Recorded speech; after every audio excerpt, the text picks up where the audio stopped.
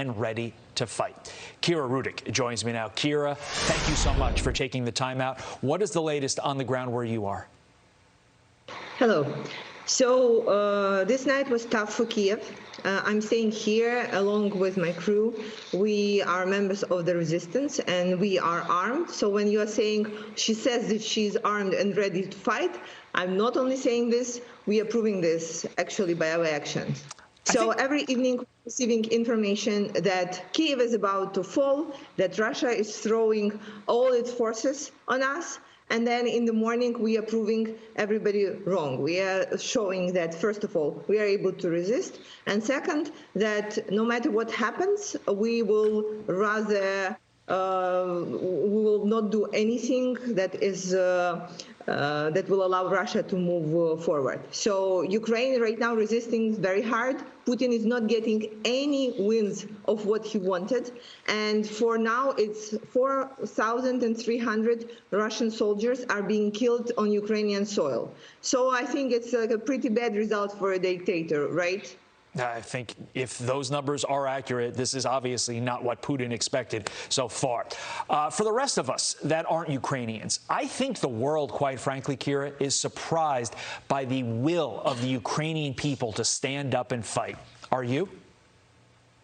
Well, I'm not surprised. We have been fighting Putin for the last 8 years, and we had 3 revolutions in our country when we did not agree with what was going on with the direction of where we're moving in. But right now, it's a critical time because we know that we not only fight for Ukraine, we fight for this new world order for the democratic countries. We knew that we are the shield for the Europe. We knew that we are protecting not only Ukraine, we are protecting like all the other countries that would be next if we fail. That's why we just cannot fail.